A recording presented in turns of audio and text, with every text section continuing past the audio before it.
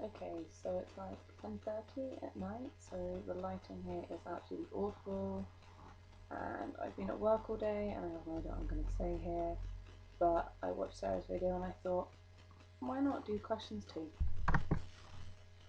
Here it goes. So I realise I'm going to be really terrible at this because earliest memory, I actually have no idea.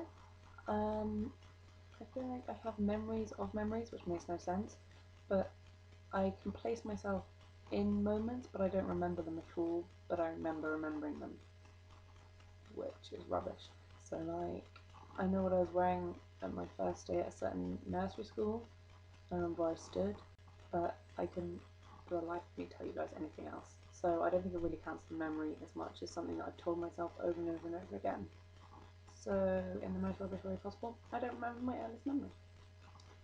Superpower. Now Sarah said that I make a good case for teleportation, and I'm really glad she said that because obviously I would teleport. First of all, I won't have to bother walking to work, and that would probably mean I'd get really fat, which would be a shame. So I'd have to work some sort of exercise regime actually into my life, but at the same time, you could go to New York whenever you wanted, you could go to Paris whenever you wanted, like you could pick up a baguette for your lunch in Paris and then go to New York and get some pizza for dinner, or go to Mexico and get some genuine Mexican food one day and go to China, dinner the next day. I'm sorry, it would just be amazing. And another one of the questions on the Guardian thing is where would you live if you could live anywhere? And anyone who knows me knows it's half New York, but I'm also too much of a homebody to ever actually move to New York for a long period of time, I think. It might change. Well, I'm 22, I don't know. But that will give me the best of both worlds. And that's Hannah Montana would say.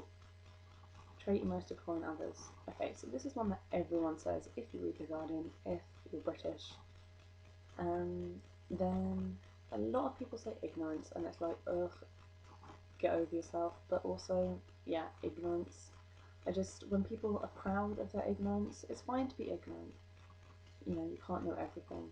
But if people don't want to learn stuff, if it's not they're ignorant because they haven't had the chance to learn, but because they just think that there's no reason to bother to learn anything, and they want to keep themselves in their own little world, then I'm sorry, no. And there's so much of that around. People who are intelligent people and are just stupid on certain things. Okay, green dinner party. So I thought about this. Two of mine overlap with Sarah. So we've got Joss Whedon and J.K. Rowling, because I'm a massive nerd, and they are like just geniuses. Anyone who knows their work doesn't need to be convinced of that fact. Make it literary. You just have some of my favourite authors. I think that'd be really interesting. So John Green, find that actually YouTube. And possibly, I'm looking at my bookshelf, you can't see what I'm looking at the colour in my eye, but Mr. Milton's another author that I love. F. Scott Fitzgerald, I'd have to bring Zelda, of course. Yeah, maybe that would be it. Keep it literary. I'm sure I've forgotten people too. It's the sort of thing I think about all the time, and I think not just who would I want to invite because they're great people, but I want them to have things to talk about themselves. I want the atmosphere to be good. I want it to be a nice chat. I want it to be a good actual dinner party.